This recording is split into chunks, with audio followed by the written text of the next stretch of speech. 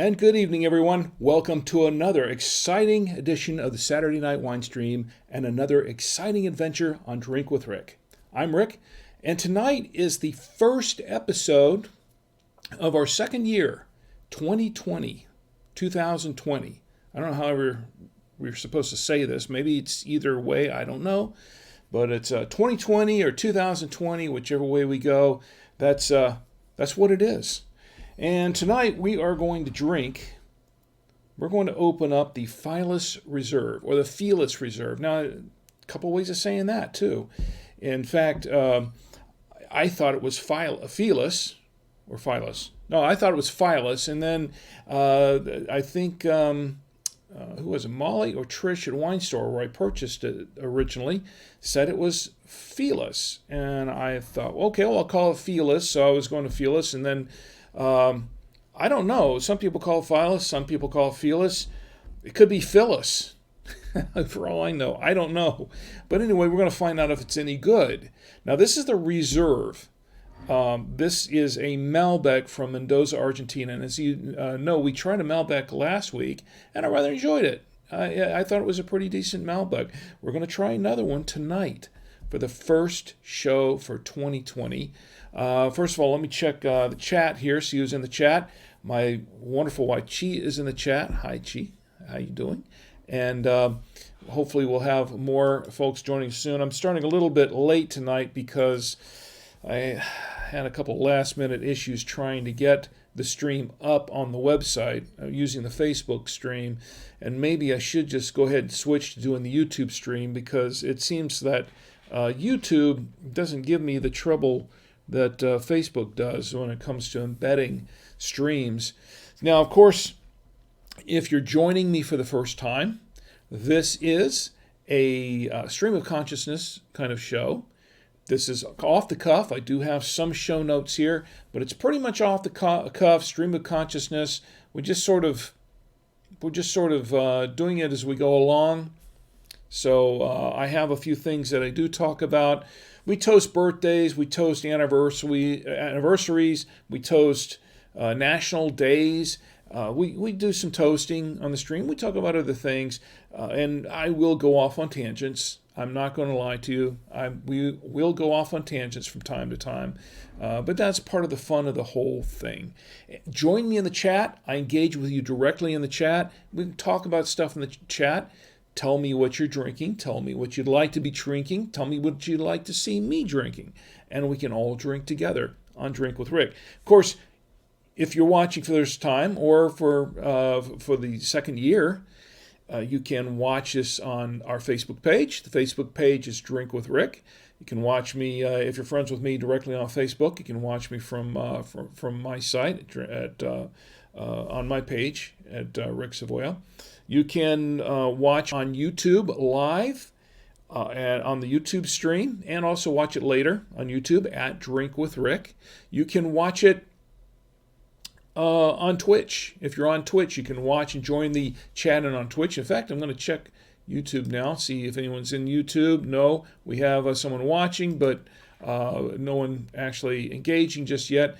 Twitch, we're live on Twitch, so we're there if you are on Twitch, Periscope, and on Twitter. We have Twitter going. However, I'm not sure what's going on with Twitter. It's not actually posting the video. It's just posting a link to the video on my Twitter account.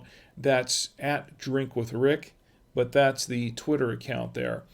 But don't be afraid to jump in and say hi to me. I want to know how you're doing, how your New Year is going. Have any New Year's resolutions? Anything that you want to take up or give up? I hope it's not giving up drinking wine, in moderation, of course. But we're going to have a good time tonight, and we're going to talk about a lot of different things.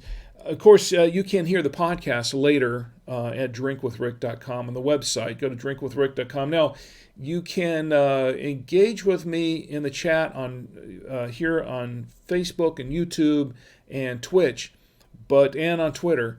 But you can tweet me on Twitter. But I don't have a chat set up on the website at Drink with Rick right now. You can still leave comments below the video. You can leave comments, and I will get them as well, and I will respond to you.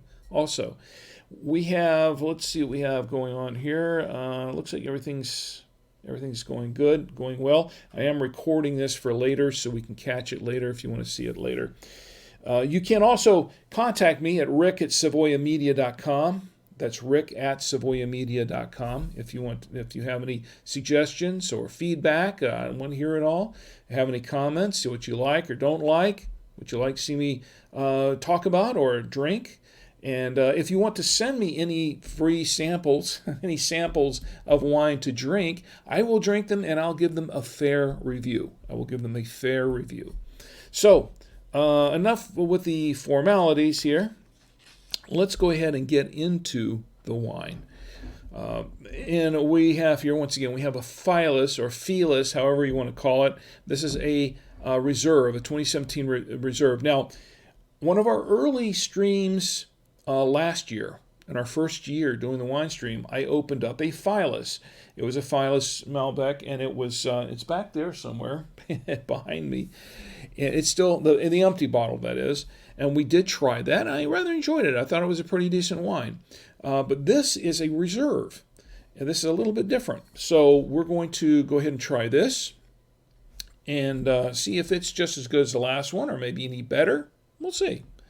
All right, well, let's take a look at the wine in a minute. This is the wine. This is a, I don't know, what do you call it? Filus. It's, this is a, what is it called? High altitude vineyards from the Uco Valley, Mendoza, Argentina. So this is this is a wine from Argentina. It's a 2017 Malbec. And I'm going to go ahead and switch over to the back end. Let's read the back side of this to find out exactly what we're looking at here, what we may be drinking. This is, I'm going to read this for you, if I can read it very well. It says, this 100% Malbec comes from two specially selected old vineyards in La Consulta, the acclaimed, I don't know, it says acclaimed Uco Valley at 1,050 meters, which is 3.444 thousand feet, I guess. No, it can't be. Yeah, I guess it is, 3.444. And Vista Flores at 1.250 meters, which is 4,100 feet. Okay, I see they've got a period in here instead of a comma. So it's 1,050 meters in the Uco Valley, which is 3,444 feet, and in Vista Flores, which is 4,100 feet. The high altitude, cool air, and intense sunshine in both vineyards create Malbec grapes with intense dark ruby red color, plume confiture. I'm not sure. There are some typos in here.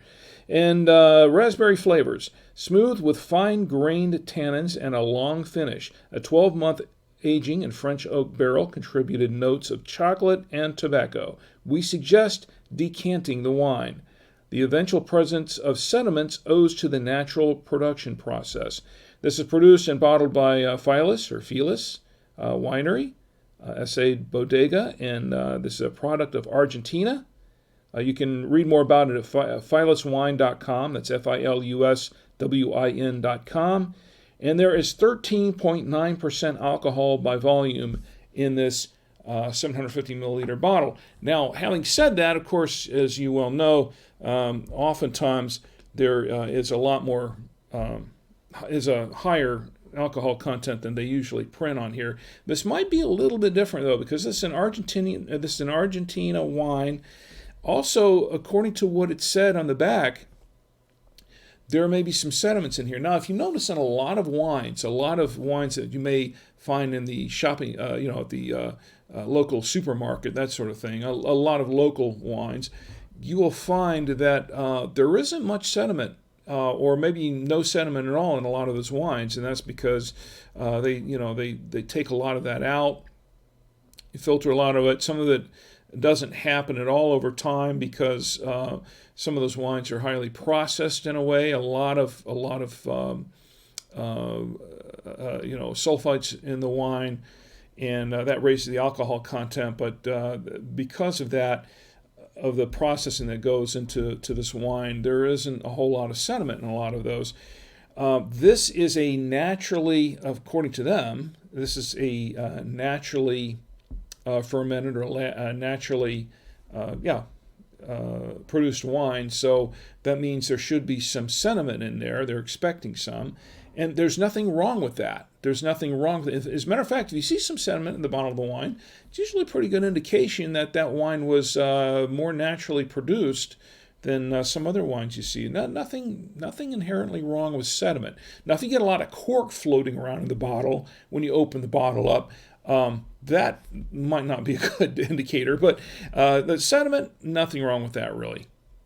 Let's see, before I go let's learn a little bit more about this wine, but let me check the chats here. Nothing going on in the chats right now. Actually, Angel Torment is in the chat. Hi, good to see you, Angel. Did you already drink, and is this just about one wine? Well, tonight we're just going to open this wine up, but this is we're going to try this wine for the first time. We're also going to pair it with some food. So stick around.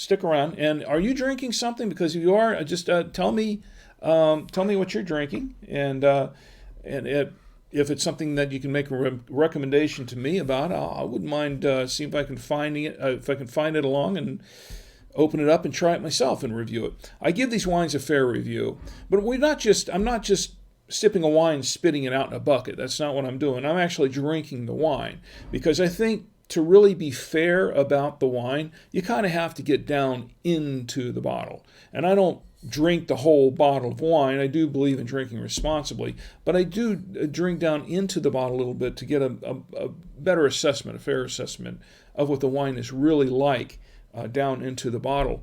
Is it Angel or Engel? I think it's Engel Torment?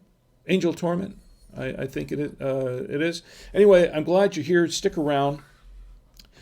We're also going to pair this with some food. I have some foods here. I have a collection of foods, and this is get a little closer shot of this. I have a few things. I have some steak to pair with this. This is a New York strip steak. I also have a twice-baked potato that was made by my wonderful wife, Chi. She made this from scratch by hand. And I have some, I have a beef summer sausage, and this is from Hillshire Farms, I believe. And is that right, Chi? I said it right this time. I have some cheese. I have a pepper. This is a pepper cheddar, I think is what it is, pepper cheddar cheese. And I have another smoked cheddar, and then I have, of course, my favorite creamy Gouda cheese from Trader Joe's. And also I have a special dessert made by Chi, my wife Chi. It's called a magic cake. And we'll see if it pairs with the wine, because oftentimes there are many desserts that will actually pair well with the wines themselves. Anyway, Angel Torment, stick around and tell me what you're drinking or what you'd like to be drinking. Let's see what else is going on in the chat. We've got nothing else going on YouTube at the moment. We don't get a lot of people chatting with us on YouTube, although we do get plenty of people chatting with us on Facebook. And Betsy's joined us in the chat. Betsy's good to see you. It's great to see you. Stick around and tell me what you're up to, how you're doing. And she says Hickory Farms. I said Hillshire Farms. No, it's Hickory Farms that the beef. I don't know why I can't remember Hickory Farms. For some reason, I can never remember that name. It's one of those farms out there. Hillshire, Pepper Ridge, and Hickory. It's one of those farms. All those farms are... I don't know. I'll get it right one of these days. So, anyway, where was I going with this? Oh, yes, back to the wine. The wine, I checked around on this online. Not a whole lot on this particular vintage, although there's a lot on the Filus Malbec in general. The Reserve wine, there are some places that have it or carry it. Wine.com, they don't carry it apparently, but they do have it listed. And let's see, what did they have it listed for? Let's see. Well, their chat things in the in the way, so I can't get rid of it for some reason. And that was unhelpful. Yeah, I can't get rid of their little chat things for some reason. I don't know what that's all about. Anyway, let's see. The Total Wine has it for $18.99. That is their rate. Their going rate for it. And when I checked on Wine Searcher, it was going from anywhere from between $13.99 and $20 a bottle for a bottle of this. And I think they had it going for $205 a case in at least one shop in North Carolina. And a Winestore carries the regular Filus. Now, I purchased this at Winestore. They carry the regular Filus wine for $12.99, and I have purchased a couple of bottles in the past. It's good wine. But the Reserve, now there's a very interesting story about this Reserve wine. What happened was this was a kind of a special deal that they got. They originally were ordering, I guess they had another order of the regular Filus Malbec coming in, but something happened and they got this order instead. I guess by error, by mistake, they got the Reserve, and they wound up getting it for the same price as the regular Malbec that they ordered. So they went ahead and passed on the savings to the customers. So you can still, so even though this is going for $20, $15 to $20 a bottle, around on the internet, you can pick it up if you're in North Carolina near one of the wine stores, and I go to the one in Winestore in Blakeney, North Carolina. You can pick this up for the same price as the regular Malbec, the $12.99, which is a pretty good deal, I think. It's not a bad deal. Well, of course, I haven't tried the wine yet. We're going to go ahead and open the wine. We're going to see what it's doing. I have. I think one other store, I think, had something on it, and I wanted to say it was a little different price, maybe a higher price. No, I guess not. Oh well. All right. Well, we'll go ahead and open this wine up, and we'll see what it's. Let me just check this for just a moment. Make sure I've got all my. All right. I'll go ahead and open this up, and this is one I'm going to have to remove the cork on, so I'm going to remove the foil, and I'm going to use my special corkscrew contraption. I'm going to get that in place, and that went in pretty easily. It came out very easily, which is good. Good deal. All right. So now here's the thing. Normally I use my trusty wine aerator from the Veneto Wine Lovers set, and this is the this aerator is in fact we gave away a couple of these in the last couple of weeks on the wine stream. So this has been a really, really nice, clean, mess-free device for these wines, for the wine stream. But tonight I have something special. One of the things I got for the holidays was a gift from my wife. My lovely wife Chi gave me this Venturi red wine tower set. And this is I don't know if you see it really well, but this is basically it's a decanter. It's pretty much an aerator, a very fancy aerator, red wine aerator and tower. Now, I put this thing together. We're going to try it out. As I said last week, we're going to try this out for the first time tonight. And, of course, to pour the wine in there, I have my trusty Cooper's Hawk genuine crystal wine glass from the Cooper's Hawk Winery and Restaurant in Orlando, Florida. And I put this thing together. I assembled this. I'm going to put it over here so everyone can see it. We get a wider shot. There we go. And apparently the way this works is you set this up. It has a little filter in here, and then what's very interesting is that there are these these little these little air tunnels, for lack of a better word, that go in there and aerate the wine as it goes down in there. And you can actually hear, if you can hear it whistling as it goes down, then into the glass, then it's doing its job. It's doing what it's supposed to be doing. So we're going to try that out. And let's see, Charles has joined us in the chat. Charles, it's great to see you. Thanks for joining us in the chat and tell me how you're doing. How's your new year going, Charles? I hope you all are doing very, very well. And once again, if you're just joining us, we're trying out this Filus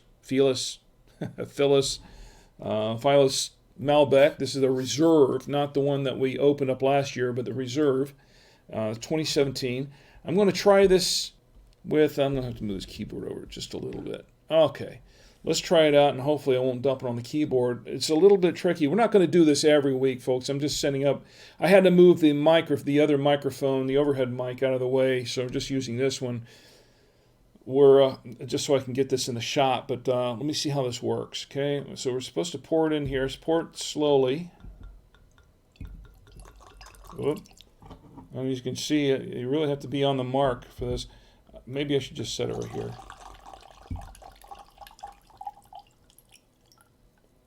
So, all right, so I got a little mess here, and she anticipated that I would probably have a little bit of a mess, which is why she said have some tissues ready just in case, and I do. I have a contingency for everything. That's why I'm not going to do this every week. There's a little, you can't see it down here, but there's a little grill down the bottom to catch any stray wine, but I was under the assumption it was going to go straight down the glass, but apparently not, because according to the picture, that's what it's supposed to do, see? That's what it's supposed to do. Didn't do that. So that's my sort of unboxing of this Venturi. So far, it's interesting. So we're gonna try the wine. Let's go ahead and we'll get back to this in a minute. In the meantime, let me go ahead and try the wine and see how this works. Now, very berry, of course, and this Malbec. Malbecs have a lot of black fruit in it and that sort of thing. And this is a little aromatic. There are some on the nose. I can smell a little blackberry, maybe a little hint of, but maybe a little peppery on the nose too, and maybe just a little blueberry there. Let's try this.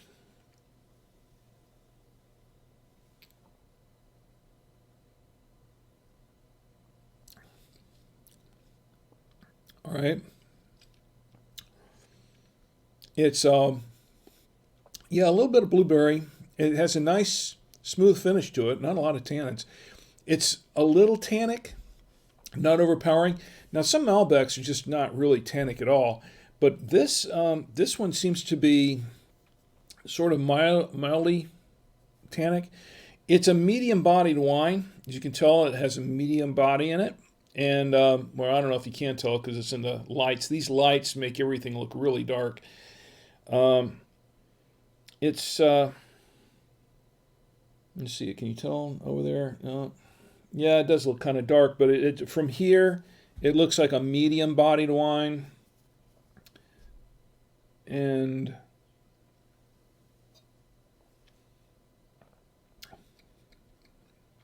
yeah, it does taste a little peppery.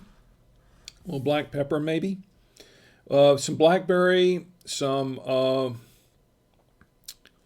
little acid, little acidic, not much, just a little bit. It's maybe a little plum.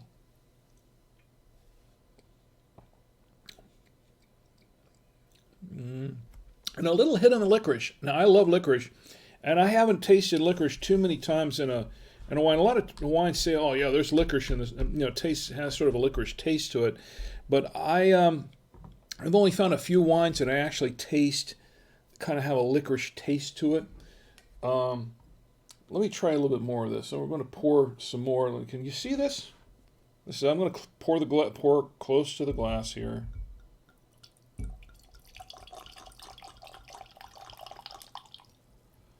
I don't know if I'm going to do this too many more times. I might switch over to my other area here because this is kind of on the messy side. I know I installed this thing correctly. I think I did.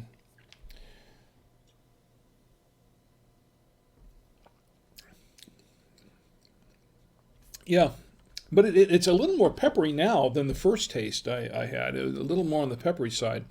But the tannins are kind of medium to light.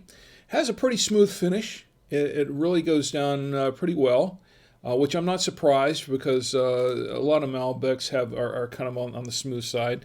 It's not a silky smooth kind of thing at all. It's just but it is kind of smooth, light finish, light finish. It's not heavy. Let me get back to Facebook chat here, and Sherry has joined us in the chat. Sherry, it's great to see you.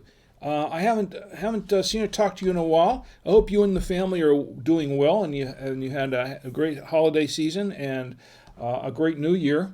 And stick around with me. I hope you can stick around and join me. If you're in, no doubt, I'm hoping that my sister Gina will also. Sherry and I go way back to when we were kids. We all went to church together. And she and my sister Gina, who has been with us here on the wine stream many times, and who may be here tonight later. It's possible. Gina and Penny, both the frequent. Oh boy, this is a mess. I'm going to switch. I'm going to switch over to the regular aerator because that's just a little bit much, a bit messy for me. Anyway, probably it's just the angle. I'm just at the angle here, and it's because I'm sitting down. If I was standing up, it'd be easier, but because I'm sitting down, it's probably more difficult to do that. Let me switch to my regular aerator, and we'll finish up from there. Anyway, so Sherry, tell me how you and the family are doing. And once again, as I was saying before, Sherry is an old friend of mine, and my sister Gina. She and my sister Gina are best friends and have been for. Oh, wow, since we were all kids. And I tell you, Sherry's a really nice person, great person. And oh, well, I made a mess, didn't I? I made a mess on the table. Okay, and Ron's in the chat. Ron, it's good to see you also. Thanks for joining us in the chat. And how was your New Year? Hope your New Year was going well. I have not had enough of this, okay? I've just barely started. Well, that's poor. Let's use the regular area. Sorry, honey. Sorry, Chi. I know I say honey. I'm talking to my wife there. Chi bought this for me. It was a gift for the holidays, and we've been trying it out. And I thought it would be a lot of fun to try it out. But to be honest, I think I'm going to have to perfect my pouring a little bit more in there to get that to work very well. But it's been entertaining nonetheless. So anyway, Ron, how are you doing? It's good to see you. We're going to try this with a couple of foods. And before we do that, let me go check Twitch, see if there's anything else going on Twitch. Nothing else going on there. And nothing else going on YouTube at the moment. Let's try this with some food and pair it and see how it pairs with the food. Now, this evening, my lovely wife, Chi, she cooked a New York strip steak. This is supposed to go pretty good with beef and lamb, not surprisingly, and some lighter foods. Burgers. Last week we tried one with a burger.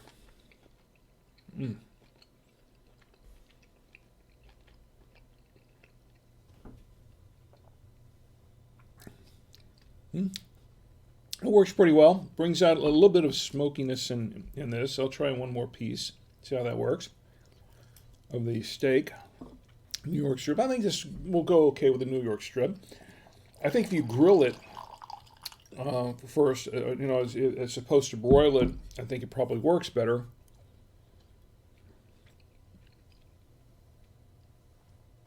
Yeah, I like that. It works good. Now, we're going to try it with, now this is supposed to go, Malbecs go good with some cheeses. And I have here, actually, a twice-baked potato with some cheese. Now, my wife made this from scratch.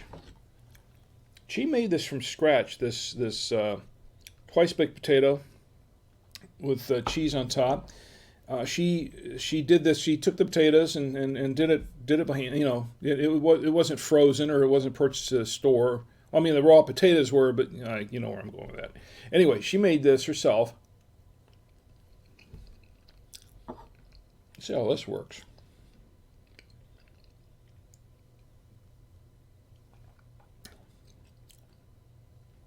I like that. I think with a steak and potato meal, I think this Malbec would be all right with a steak and potato meal. I do need to get some more of this to clean up the... Well, that was... And Phil's joined us in the chat. Phil, I'm happy to see you here. How's your new year going? My good friend Phil. And, you know, you missed the first part of this, but I was using this aerator that I got for the holidays, and it turned out to be a little bit messy, but it's nice. This is a very, very nice... a nice aerator.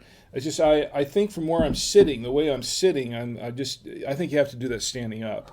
I don't think that's something you can do sitting down. So I switched back over to this one. Anyway, we're going to try one other thing I'd like to try. I'd like to try it with a couple of cheeses. This is a smoked cheddar, and we're going to try it with that and see how this works with the smoked cheddar. Should be okay.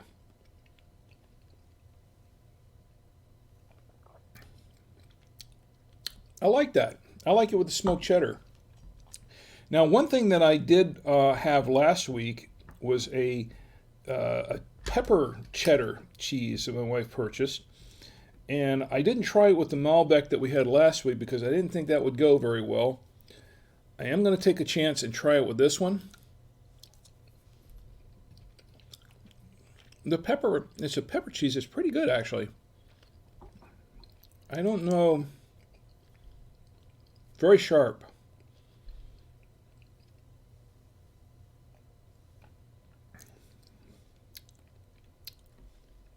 I like it with the smoked cheddar better. I do.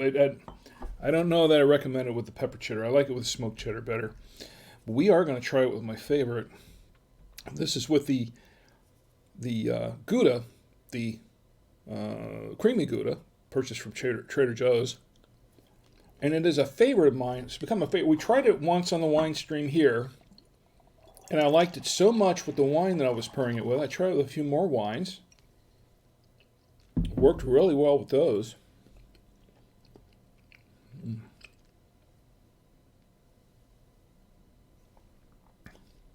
Oh, yeah. This works very well with the creamy Gouda. I like that. In fact, I like it so much I'm going to have a little bit more. That wasn't the Gouda. I don't know what that was. Okay. Gouda.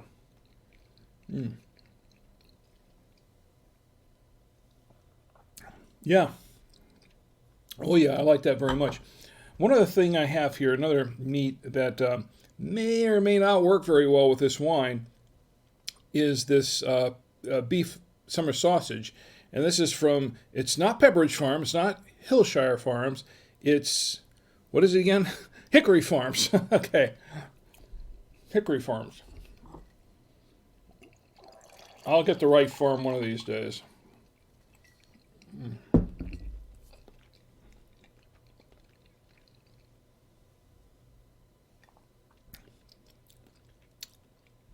I think it goes better with the, I think it goes a little spicy for this one. I think it goes, you need something a little more tannic, something more tannic to go with the sausage, in my opinion. But because the sausage is rather spicy, not overly spicy, but it's spicy enough. I think you really need a more tannic wine to go with that. But everything, the other things, the grilled meat, I think it's just fine. It'd probably go good with a lamb. And probably go good. This would probably go good with smoked turkey as well. I think I would recommend this with a smoked turkey. We have one more item that I want to try to pair it with, and that is this cake that my wife made. We're going to try that a little bit later because there's something special about that. I want to share that with you. But for now, let's go right into the birthdays because we've gone along a little bit, and I want to get to the birthdays tonight because we have some birthdays to celebrate.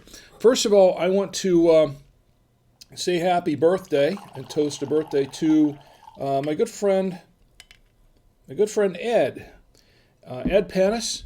Ed is, well, I don't know how old he just turned, but his birthday was on January 4th, and that's today. And if you're watching this later, that's today.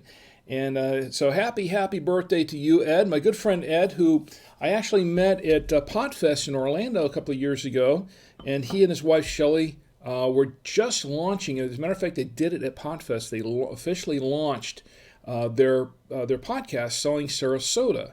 And they're realtors, and that was what their podcast was about. A little bit about everything, actually. It's about real estate in Sarasota, but also a lot of the life style in Sarasota, a lot of the things that were going on there, things around town. It was very, very much kind of had a local flavor to it, and very, very cool. Very nice, very cool podcast. They have a good chemistry on the podcast. I really like it. It's kind of laid back and not really formal, not too scripted or anything like that. It's just a nice, it's just something nice to listen to. And I was listening to it on Saturday afternoons when I just settle back, kick back, and relax, and I'd put on their podcast. I think they're going back to the production with it shortly, if they haven't already. But I really enjoyed the podcast, even though I don't live in Sarasota. It was just fun to listen to. I really enjoyed it. But here's to you, Ed, and to Shelley. Happy birthday, Ed. And I look forward to seeing you again at Podfest 2020. Hope you'll be there. And let's see, another birthday that I would like to toast, a special birthday toast to my sister-in-law, Benny and Sean, Benny Cison, Benny Cison, and Benny is my sister-in-law, my wife's older sister. She's the oldest sister in the family. I'm not going to give away her age. I know how old she is. I'm not going to give away her age because she's a lady. I'm a gentleman. Gentlemen just don't do that, right? You don't see too much of that anymore. But I'm not going to give away her age. But her birthday is also today. Benny is a very, very nice person. She's a very, very sweet lady. And she has a really good heart. She really does. She has, when I mean that, she's very kind. She's very considerate of other people. And she does a lot. She does a lot for many, many people. And I think that I don't think some people appreciate her enough. I really don't, and I think that they really should appreciate her more because she is a very, very kind person. And Benny, here's to you. Happy birthday from your brother-in-law. And I hope you have many, many, many more. And Lon's joining us in the chat. Lon, it's good to see you. Thanks for joining us and kicking in and watching. Don't be afraid. Nobody be afraid to speak up. Phil, tell me how you're doing. I want to know how you're doing. And Lon also. And I hope everybody had a great new year. Looking forward to seeing what happens here in 2020 coming up. Speaking of which, we have some national days to toast, which I think are going to be interesting. But before we get there, I also want to toast an anniversary. I want to toast a special anniversary to some special friends of mine. That would be Ian and Jeannie Lindsay.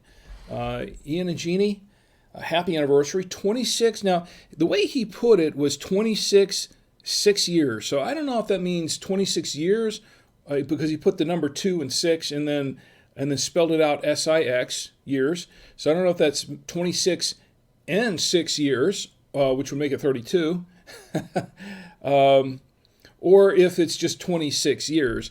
But in any case, it doesn't matter. Happy anniversary to both Ian and Jeannie. Ian and I go back, way back to the Cinematography Club of Orlando, and I've talked about that before, my days as a independent filmmaker and doing things with film and video locally in Orlando. And of course we did the Orlando Film Festival, Film and Video Festival for Central Florida Film and Video Festival for many years. I was I served as a judge, one of the judges for the Independent Film and Video Festival. It was basically an international festival. We'd get entries from all around the country and all around the world, and we would do the Central Florida Film and Video Festival. This was back in the 90s, and we did this every year. I served as a judge for several years, and we'd watch a lot of films and judge those. We also did, I served as president of the club for 1 year, such as it was.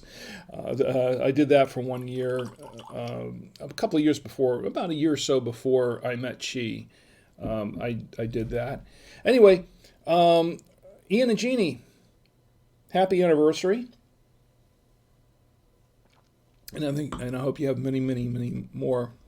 26 years or 26 plus, it's still all good. It's a good long time to be married, and I know them both, and they're a very, very good couple. They're a very, very nice couple. And let's see, what else we have? Oh, that's the anniversaries. And we got to go into the national days here, because there's some national days that I'd like to talk about. Where's my National Day calendar here? I'm going to pull this up. By the way, as I mentioned last week, I pulled the national days up from the National Day Calendar, nationaldaycalendar.com. And I want to give a quick shout out to my friend Marlo Anderson, who is the CEO of National Day Calendar. And here's you, Marlo. They do a fabulous job on that. You know that this is the National Day. This is the same National Day calendar that they do a lot of. A lot of the national news organizations and radio stations and people, various people that pull national days from from this National Day calendar. They pull it from this calendar. So when you hear people talk about national days, like for instance, we have a local station in Rock Hill where I work, and they do the national days every day on their morning show, and they pull this from National Day calendar every day. So a lot of stations, a lot of radio stations do this, and a lot of news stations do it, and a lot of other people. It's when you hear national days and somebody's announcing a national day, chances are they're getting that information from the nationaldaycalendar.com.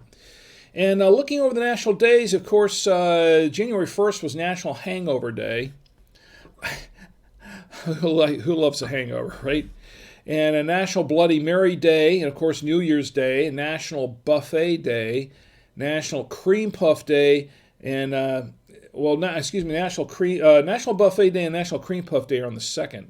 So I'm going through these national days here. There's National Personal Trainer Day, National Personal Trainer Awareness Day on the 2nd. But the day that I want to toast, the one that I really want to toast, National Personal Trainer Day. I could use a personal trainer. I can use something, can I? Well, one I want to toast that's next on the list that I really wanted to point out was National Science Fiction Day. Who doesn't love science fiction? Okay, some people aren't into sci-fi, but I am. I'm one of those people that when I was a kid, from the time I was a small kid, I was really into sci-fi. I was really into science fiction. And here's the National Science Fiction Day. And I believe Jonathan, if Jonathan's in the chat now, I haven't checked yet, but Jonathan in the chat, Lon's in the chat, but Jonathan, he likes sci-fi as well. And we had a great conversation about sci-fi a couple of weeks ago on episode 41, I believe it was, and of the Wine Stream. And we talked about sci-fi. In fact, I tried to give away one of the items I tried to give away. I did it on a what was it? It was a we had a little bit of a trivia contest going, and one of the questions was what was the name of the robot in The Day the Earth Stood Still in that movie? And of course, the robot's name was Gort, but nobody came up with the answer to that, so we kind of carried over that giveaway to the next week. But we had a great conversation about sci-fi movies and things like that. And I'm really into sci-fi. Uh, I could go on a long thing about the Sci-Fi Channel and how it hasn't been a very big. A lot of sci-fi fans are not fans of the Sci-Fi Channel, which used to be Sci-Fi, SCI-FI, and they changed their name a few years ago to SYFY, Sci-Fi or SIFI or whatever they want to call it. And they really moved really far away from science fiction. And the few science fiction shows that they continued to have, they would just axe them before they had a chance to really take off, and they just didn't treat them very well. Never treated their fans very well, the fans of sci-fi. So, and I know that they're hurting right now. They're a cable channel. Sci-fi is a cable channel. And cable channels are hurting right now because people are cutting the cord left and right. She and I cut the cord years ago, 12 years ago, when we moved to Charlotte. We decided to cut the cord then, and we never looked back. I mean, everything's been streaming on the internet since then. And the Sci-Fi channel has been hurting, just like some of the other channels have, because so many people have been cutting the cord. But that is not the reason. That's their excuse, but that's not the reason why they're really hurting. The reason they're really hurting is because they're so badly run over there. Sci-Fi Channel is a very, in my opinion, and I would have to say that a lot of other sci-fi fans share that opinion, that channel is very poorly run. I remember when it first started, we were all excited because they were showing things, all the classics, all the classic old sci-fi movies like The Day the Earth Stood Still and Day of the Triffids and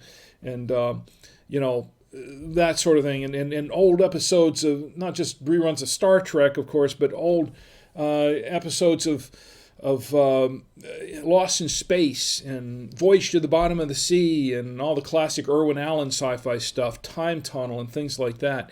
And the shows that I grew up with as a kid. I mean, I had a big thing about. I was really into Lost in Space when I was a kid, and it was a lot of fun. I really enjoyed it.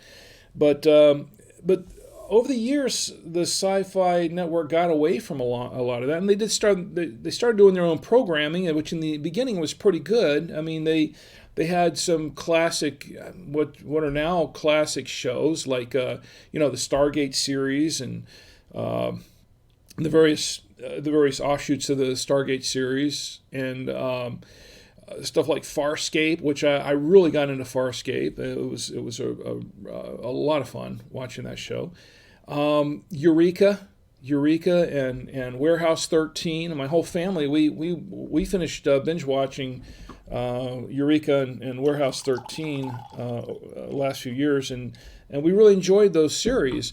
But Sci-Fi cut those things off short and really did their fans a disservice by cutting them off shortly like they did. And the latest thing, I think, was Dark Matter. Chi and I were really into Dark Matter, and they got to a cliffhanger at season 3, and then Sci-Fi just cut it off and said, we're canceling the show right in the middle of a cliffhanger. And that was it for me. That was it. I said, okay, I'm done. I'm done with that network. I'm not going to watch any more shows on the Sci-Fi Channel. Well, lately I've been watching, because I started watching this other show called The Expanse, which was just picked up on Amazon, and that started off on the Sci-Fi Channel. And The Expanse, I started watching the first episode, and I thought, this is kind of slow, and I can't really get into this, and a little gritty, and it wasn't what I thought it was going to be at first, and so I kind of bailed on it. But then my boss, Danny, he a couple of weeks ago, he said, "Hey, have you been watching The Expanse? Have you seen season 4 of The Expanse?" I said, "No, I haven't." He was telling me a little bit about it, and I thought, you know what, I need to give this another chance. So I did. On Amazon, I started watching, picked it back up from the first episode and watched it, and I really got into it. It turned out to be a very, very, very interesting show. And now that Sci-Fi canceled after the 3rd season, but fortunately Amazon picked it up, and It looks like it's turned out to be. I've got as far as the end of season 3. I haven't really gone through season 4 yet, but really fascinating show. Anyway, so I went on my sci-fi rant tonight, and Matt's joined us in the chat. Matt's great to see you, and Matt says, sorry I'm late. Happy Saturday, everyone. Happy Saturday right back at you, Matt. Of course, we are drinking tonight. Just to let you know, we are drinking the Filus. Is it Filus or Filus? You told me it was, you weren't sure yourself. It was either Filus or Filus, and but this is what we're drinking tonight. We're drinking the Filus Reserve, the 2017 from Mendoza, Argentina. And this is the Malbec, the 2017 Malbec. And so far I like this wine. It's pretty good. I'd say I like the original Filus wine. I'm going to go both ways with it because I don't know really how to pronounce it. But man, if Molly or Trish were in the chat, they could tell us, they could set us straight on this, right? Can they? Because both of them are pretty good at this wine, at all of the pronunciations, and I don't know. But anyway, it's a good wine. Whatever you call it, it's a pretty decent wine. I like it. Pairs well with the steak, the New York strip, with the twice-baked mashed potatoes my wife, she made. Works well with the smoked cheese, not so much with the pepper cheese. I didn't really care for it with the pepper. What is this? It's a pepper cheddar, but it also goes pretty well with the Gouda. We're going to try it in a few minutes with this other thing. Anyway, did I toast Sci-Fi Day? Yes, I did. No, I didn't. But we're going to do it anyway. Here's the National Science Fiction Day. Let's see, we're getting back to the other toasts. What happened to my, here we are. Tomorrow, oh no, not tomorrow, it was yesterday. Yesterday was National Chocolate Covered Cherry Day. I like chocolate covered cherries, so we'll drink to that. National Drinking Straw Day. Okay, yesterday was also National Fruitcake Toss Day. National Fruitcake Toss Day. I have to try that. We have a fruitcake we could toss out in the yard over there. We got a fruitcake earlier this year, and first one I'd had in a few years, and I had a slice, and she had a slice, and after that one little, it was a really thin slice, and after that little thin slice, we both said, okay, we're done. That's we had enough of fruitcake, and that's it. So we wrapped it back up, stuck it on the shelf. Haven't touched it since. It's probably time to toss it. So maybe what we can do is we can go out in the yard and in the backyard, for compost, and do the National Fruitcake Toss, National Fruitcake Toss Day. I'll drink to that. It's also, now today is January 4th for another hour, another 59 minutes. And today is National Missouri Day. I'll drink to Missouri. It's one of the 50 states, right? It's also National Spaghetti Day. National Spaghetti Day. And I'll drink to that because I love spaghetti.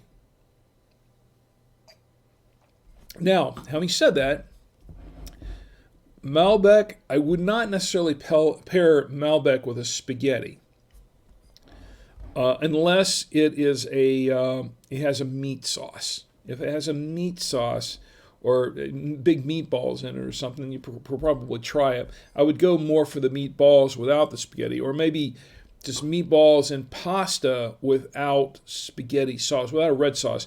Maybe what this might go pretty well with is it might go okay with a,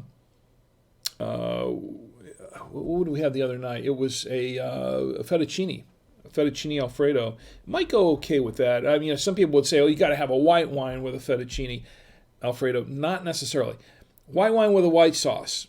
Yeah, I know. There are some wines that it's better to pair some of those whites with a white wine, with a white sauce and a pasta.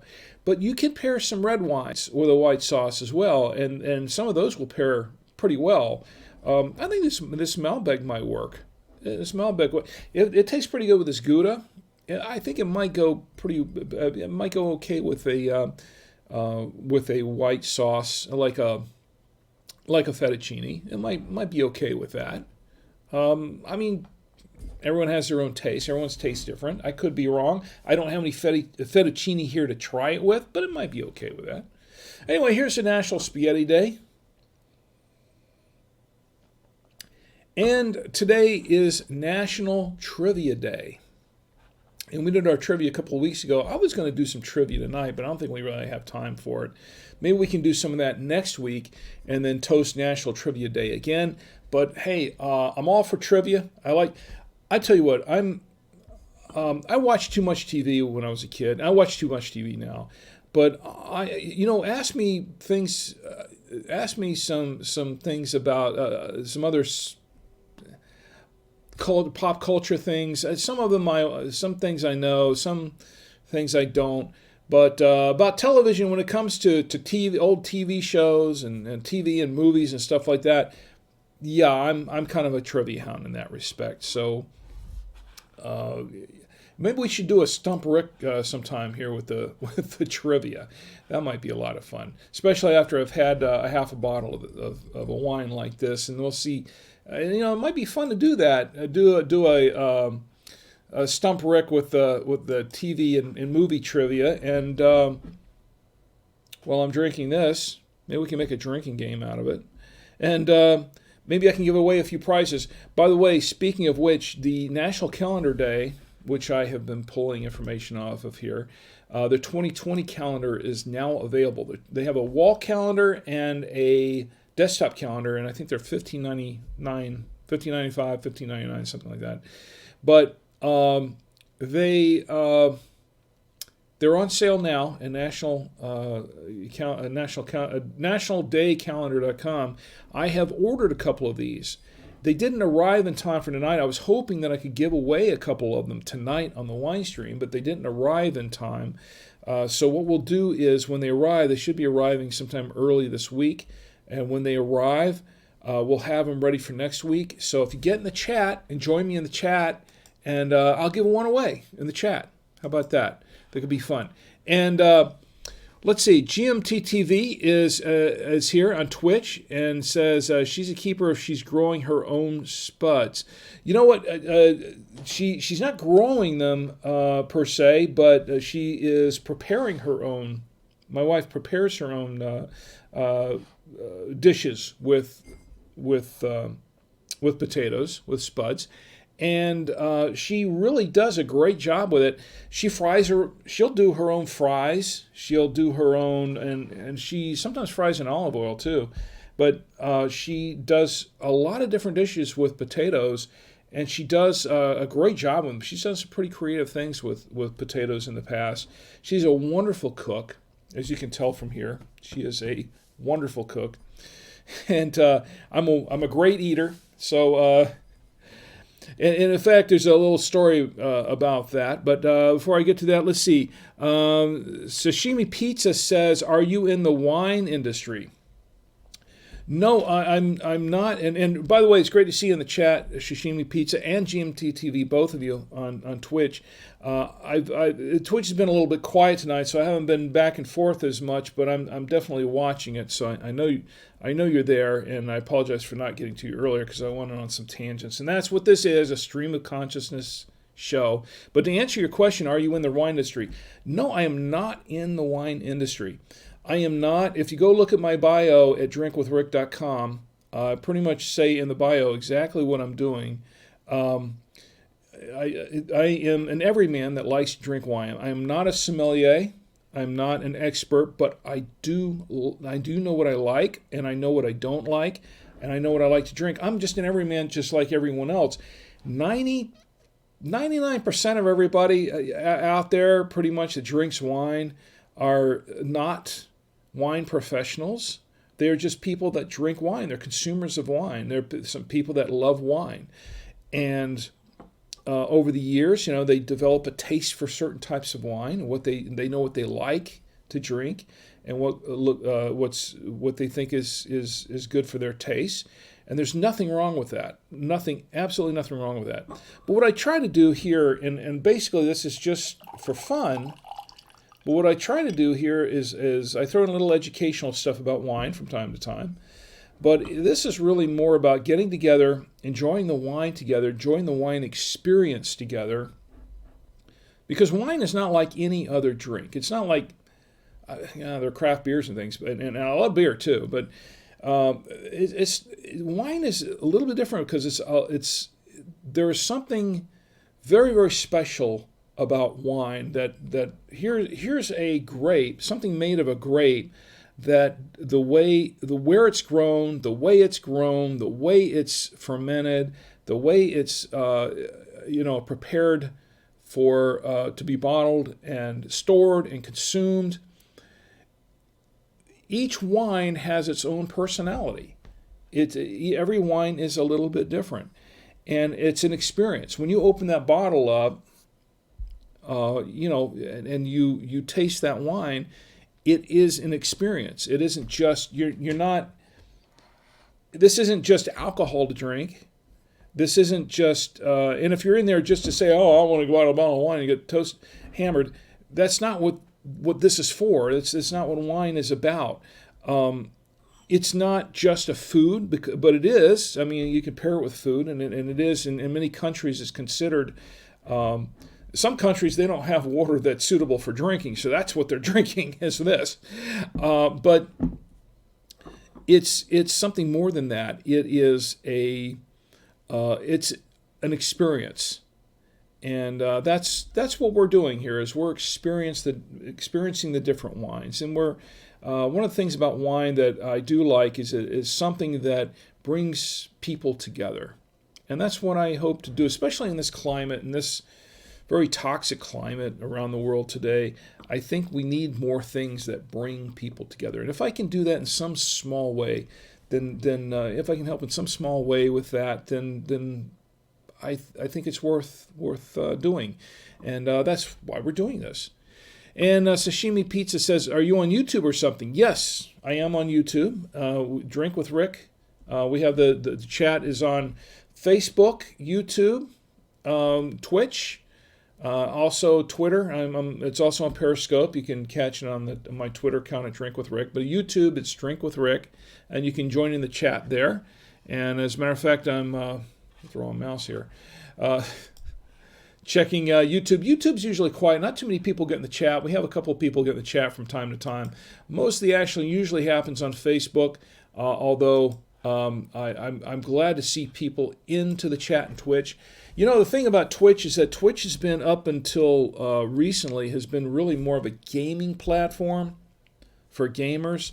But over the last, I would say the last year or so, more and more people have been getting into it that are not gamers that are doing other things, and there's a whole contingency of people, or a whole I would say congregation of people on Twitch now that are into, say, food and drink, that are into cooking shows. They do their own cooking shows, and they do their own they do various other things out there. So Twitch has become something more than just gaming, and because of that, Twitch has recently revamped their site a little bit to allow for that, and I hope they continue to do that, because nothing against the gamers. My son is a gamer. My son does his own show.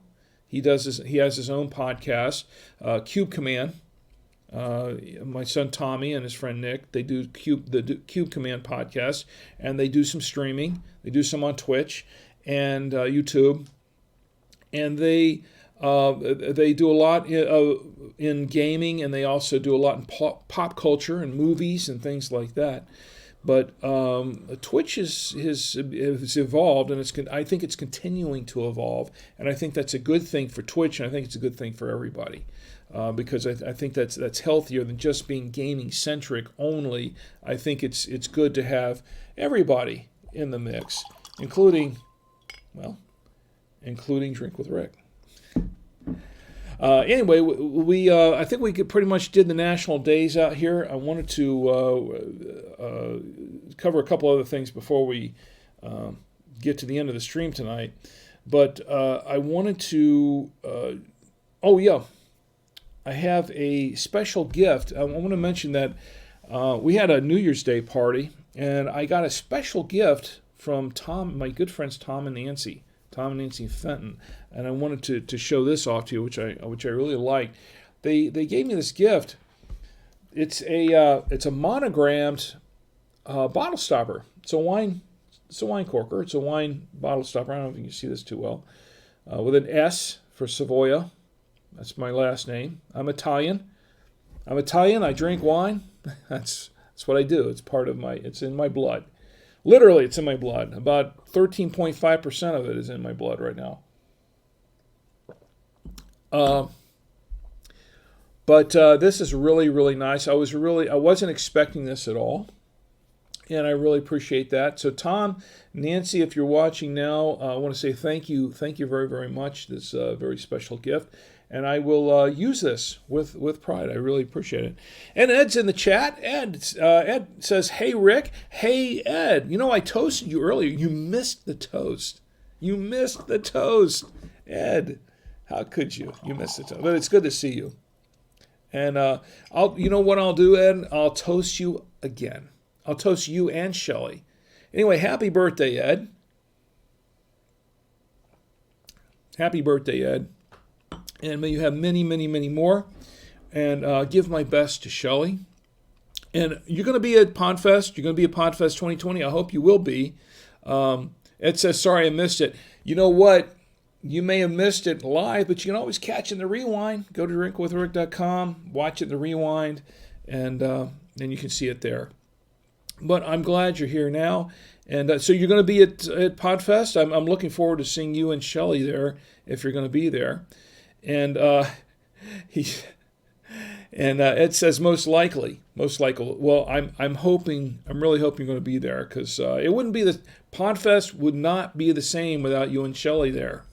Okay, and all my other friends there, and of course, if Sean's nearby, and if he's watching or listening later, same for Sean.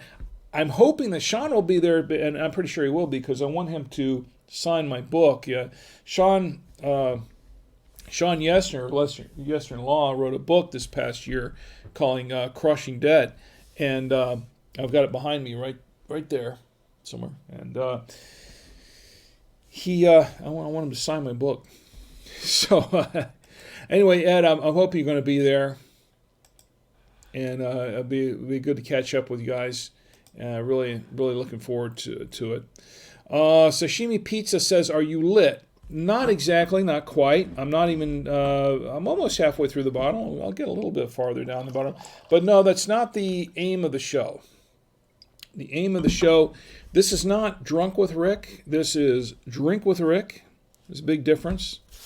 There's a big difference between Drink with Rick and Drunk with Rick. The aim of the show is not to get lit. The aim of the show is to drink responsibly, but to enjoy the wine. And that's what we're doing, is we're enjoying the wine. Now, once again, as far as a Malbec is concerned, I think this is a pretty decent Malbec, and I think it goes pretty well with all these, but we're going to try it with a couple more things. We're going to try it. In fact, let me get back to my wines here. That's the back end of the Malbec wine, but I wanted to show a couple of other things. We're going to try it with this. We're going to try it with the Magic Cake. My wife Chi made, and she does this. She has really perfected this recipe.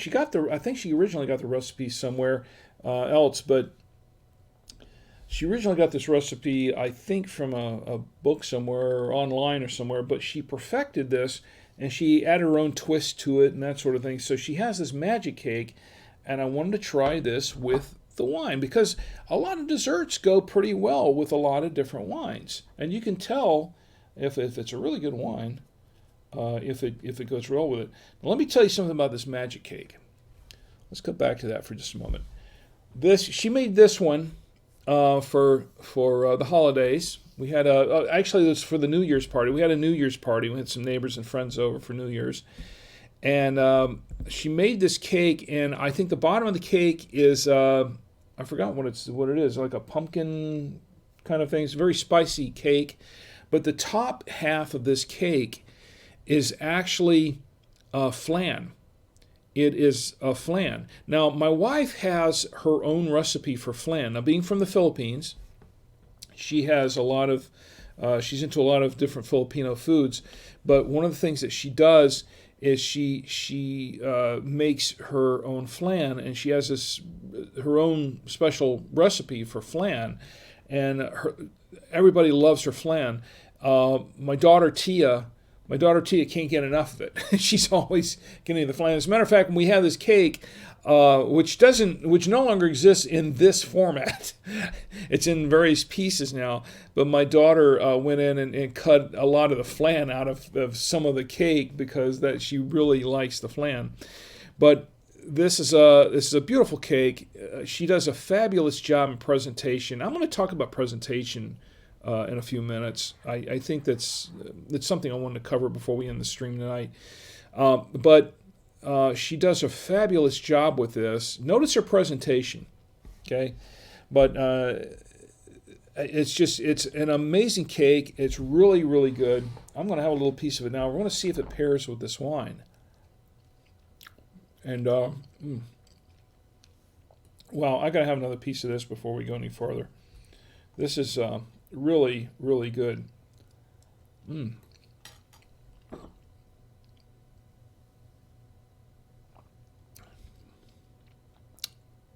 Wow.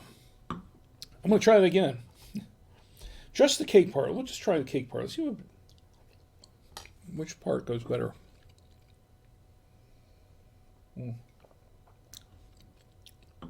You know what, sashimi pizza, if I'm not lit now, but I'll tell you what, much more of the sugar than I might be. The flan is excellent.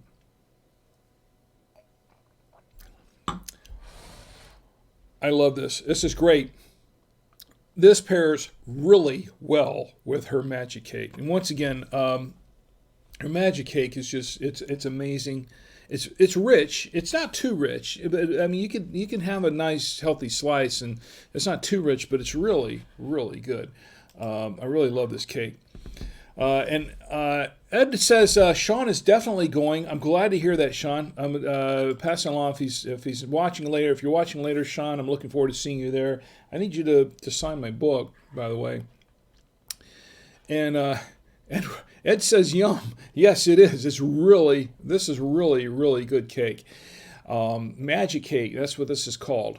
So, yes, sashimi pizza says looks good, and it is. It is very, very good. But, you know, I was going to get into this a little bit. This is I wouldn't say it's my rant for the night, because I usually do my kind of a little rant thing, but it is something I kind of wanted to talk about a little bit tonight. I want to talk about presentation about things. Now, if you're into, now I don't know what sashimi pizza and GMT TV, I don't know what you do specifically, what your line of work is. And for some of you, I know what Ed does, and I know what a few other people do. But if you're into in the marketing business at all, as I am, and for full disclosure, I work for BuyTwoWayRadios.com. I am the product manager for BuyTwoWay Radios, and we sell radios. You know, we gave away one at on the stream last week, and we gave away a lot of prizes on the stream last week. If you missed it, we'll give away some more stuff coming up in the next few weeks. But we gave away a weather radio, a really nice weather radio. And by the way, if you need a weather radio, or if you're interested in radios at all, you can save 5% on your order at BuyTwoWayRadios.com by using the promo code WINESHOW. Use the promo code WINESHOW, WINESSHOW. You can get 5% off your order on that. And once again, for full disclosure, I work for BuyTwoWay Radios, but my boss has authorized me to give you that 5% promo code. So, getting back to what I was talking about here, presentation. It's all about presentation. Let me throw up this magic cake. That's a poor choice of words, wasn't that? No, I'm not going to throw up the magic cake. I'm going to put up the magic cake here again. There we go. Poor choice of words. Yeah. Anyway, so if you notice, I want you to kind of look at this magic cake one more time. Now, my wife does a fabulous job at doing presentation. She wants her cakes to be really enjoyed. So she puts a lot of work, not just into the cake, but she puts a lot of work into how it's presented. And of course, she's not, and she's told me the other day, she said that, if when I retire from nursing, I'd kind of like to get into the catering business. And that's a lot of hard work, but I could see her doing that because she's really, really good at this.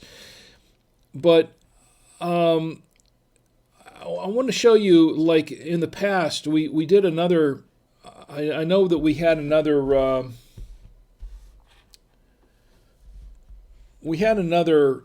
Wine stream where I tasted one of her cheesecakes. She does her own her name's Chi, and she makes cake and cheesecake. So she made a really nice cheesecake, and I paired it up with another wine. I can't remember which one it was. I think I want to say it was the Overbrook or the Pettit or something. But she paired this up, and it was really, really good. And the thing is, though, it wasn't just the cake. It wasn't just the fact that her cake tasted good. Somehow it tasted a little bit better because she didn't just make a cheesecake. She made it look like this. She put designs into the cheesecake. Now, this was kind of a raspberry. What was it? It was a raspberry strawberry kind of a cheesecake. But she put a design into the top of this cheesecake where this was all into the cheesecake, but it was on top. And it was a fabulous cheesecake, but she did a fantastic job on the presentation of it. And I'd like to kind of expound on this a little bit, because if you're into marketing at all, if you're into the marketing business, and you've been doing this for a while, you'll understand how important presentation is to the selling of a product or a service. How important it is to presentation is really everything. It's 90% of it. I mean, the product itself, there's a lot to be said for the product itself, but the way you present it, that's what someone's first impression of the product or service is going to be. And you've set their expectation of that product or service by its presentation. So this cheesecake, just because of the fact that this cheesecake looks good, it looks good. Now, it's possible this cheesecake could be I don't know, marginal, right? It could taste marginal. Now, it doesn't. It's really good cheesecake. But it's possible. What I'm getting at here is that it's possible the magic cake or the cheesecake could just taste like any other dessert. But what gives it a real uniqueness is that you're utilizing your visual sense of, you see this first before you take a bite, and you say, wow, this looks really, really good. I bet it's going to taste good. Psychologically, and this is all psychological, if that cake looks good, it's probably going to taste good. It's going to taste better than it would if you had just done a blind taste test. What I'm getting at here is, let's say, for instance, that you had somebody given you a piece of this cheesecake and had done it in a blind taste test. You would have said, okay, that's an interesting cheesecake. But then if they had shown you this cheesecake first and then given you a piece of that cheesecake to eat, there's a psychological advantage to that. Something happens where that, oh, wow, this tastes really good. Now, without trying to overdo this, the point I'm trying to make here is that the whole presentation of something is it's a psychological thing, It sets up your brain to with certain expectations. Your brain is already conditioned to want that, to like it. So you want to like it. And now I'm going somewhere with this, okay? Stay with me. I'm going somewhere with this. It's conditioned your brain to really, really want something like that. And so that when you taste it, you're already sort of biased to like it. Even if it doesn't taste that great, as long as it doesn't taste horrible. I mean, if it looked like this, and then all of a sudden you took a taste and it tasted really, really horrible, that's something else. But if it's even marginal and it looks like this and tastes marginal, and you know your expectations have already been met, your brain has already been conditioned to saying, "Oh, this is awesome. This is awesome. When I taste this, it's going to be awesome." And your brain is doing half that work for you to make it awesome. Even if it's a marginal dessert, your brain has already decided that this is awesome. And so when you taste it, it's going to be that much more awesome. You see where I'm going with this? All right. The same is true for a lot of other things. The same is true for wine. Presentation. Let me show you a couple of other examples here before we go on. One of the other things that she showed one of the things that she served, I should say, was she served some platters. She made up a really, really nice cheese and meat platter that everybody enjoyed. Everybody thoroughly enjoyed this. It was great. They made up this platter. And there wasn't necessarily anything special about this platter except for the presentation, because it looked really good, because things were arranged in a way that was very, very appetizing. Then that's what made it all the more appetizing. Now right here is this was her fruit platter. And the way she had it all arranged, because the fruits were fresh, she just cut them. She just, I don't know, maybe, she had them arranged in just the right way. And then when she set it out to be served, it looked very, very appetizing. And people loved this fruit platter. They ate it all up. They loved this fruit platter. It was just amazing. And once again, it's a matter of your senses. You have 5 senses, and when you're tasting something, 3, sometimes 4 of those senses are immediately met. You know, your taste of smell, your sense of taste, your sense of smell, your sense of taste, your sense of touch, because especially if you're touching with your hands, and if it's the right consistency, something that you're expecting or something that you want to expect, it's going to be it's going to add to that sensory experience of trying that food. But your sense of sight is also very, very important. Your sense of sight is also very, very powerful. It's a very powerful influence on your mind, almost as much as your sense of taste and your sense of smell and your sense of touch. Now, that's why they do blind tastings, blind testing of certain foods and things, because they say, well, you know what? If you can see this product and it looks good, we really have to know if it's good. So we have to cover up your eyes, wear a blindfold, or go behind a partition and just try this without seeing what it is. Now, oftentimes you do this because they don't want you to see the brand, because brand names are also very, very powerful influences. Like this Filus wine, for instance.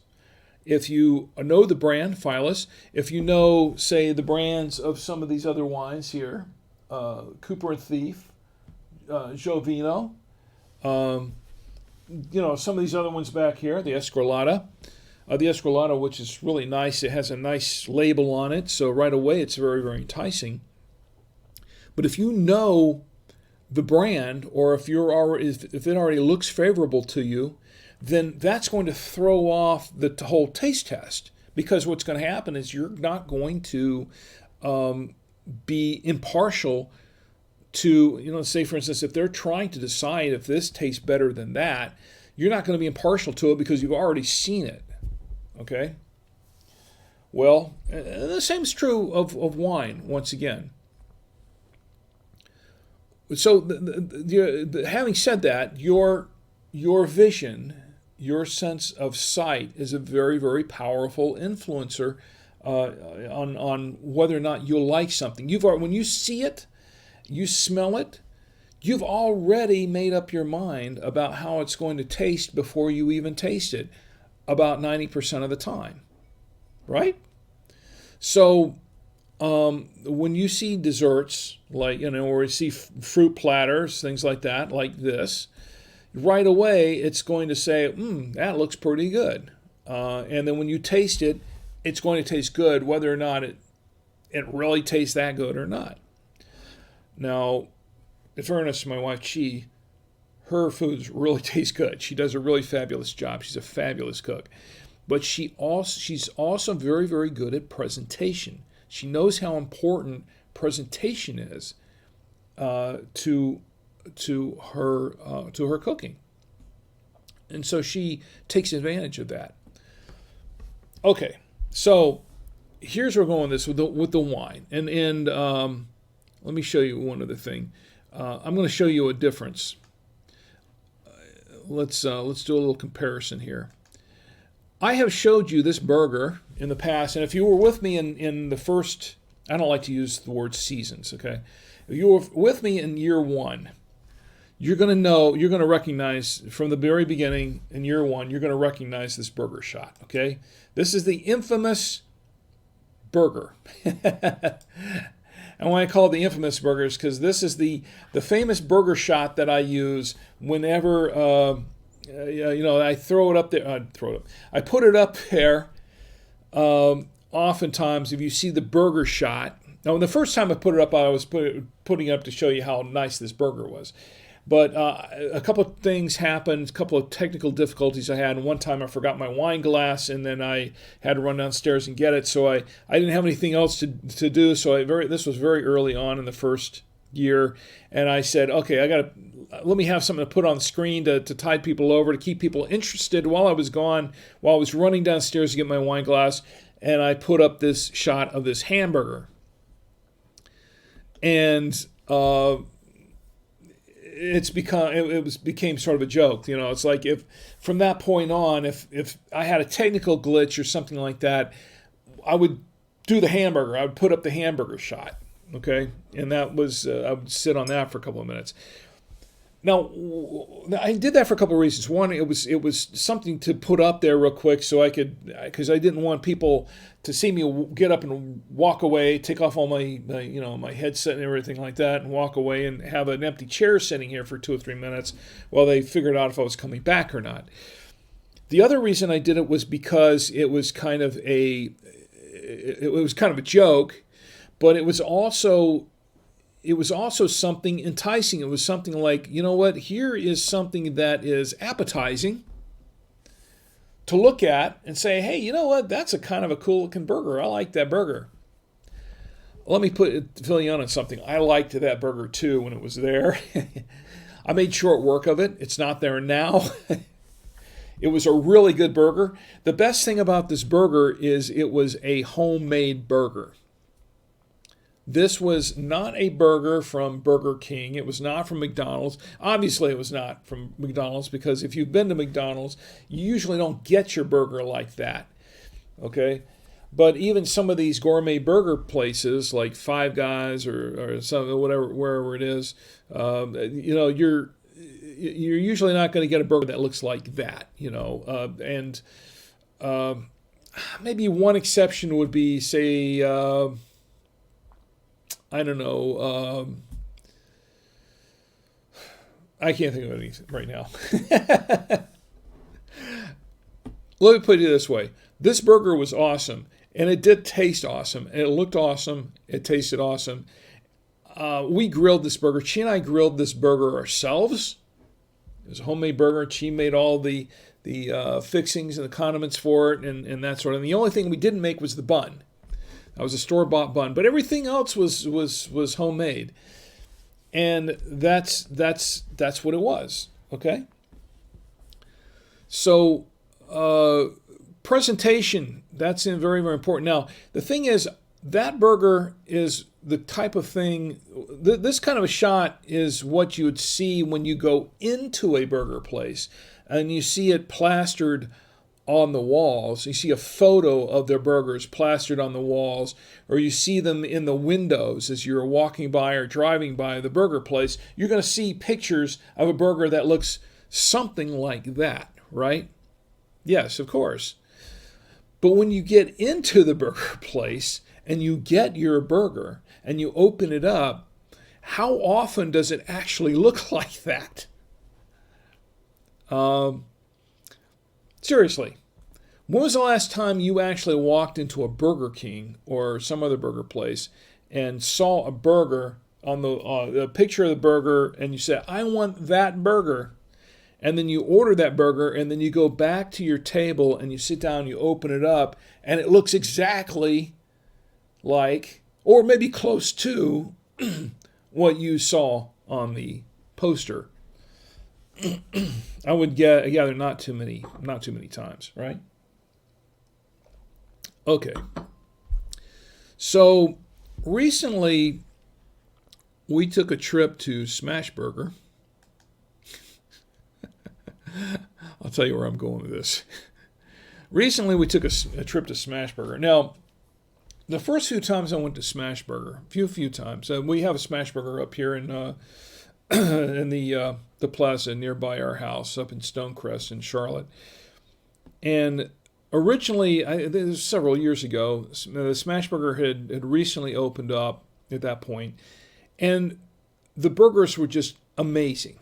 I love these burgers. We went there at least once a week for a while, and they were fabulous. I like their fries there too. They had their fries with olive oil and I think they put what else they put on there? I want to say it was a couple of spices or something. Anyway, so they served a fabulous burger. It was great. And then at some point, I think it changed ownership, and the people that owned it, somehow we started going in and they were getting our order wrong all the time. We went there every time we went there. There was something wrong with the order, and we started taking them to go, and then we get them home, and their order was completely wrong. And then, of course, it was too late. We didn't want to have to go drive back over there and get the order fixed. So, we kind of stuck with what we had. So I wasn't really too happy about them at that point. And I said, okay, let's stop eating at Smashburger. We're not eating at Smashburger anymore. Let's go somewhere else. And we were eating at places like Five Guys and a few other places around. So recently we were kind of in a pinch. We were, I think it was late at night. We were kind of tired. We wanted a quick burger or something to eat. And they were open, and I thought, well, let's give them another try. It's been a few years. Maybe the experience will be better, okay? So I said, okay, let's go in there and try it out. So we went there. Now, remember I showed you this burger. This is our own homemade burger. Yeah, I miss that burger. It was a great burger. So we went there, and I ordered this burger, and you can get it with all kinds of stuff on it. They have a lot of things you can do with that burger. And one of the things I did was I ordered a burger with cheddar cheese on it, and lettuce, pickle, tomato, mayo, and some what I put on it was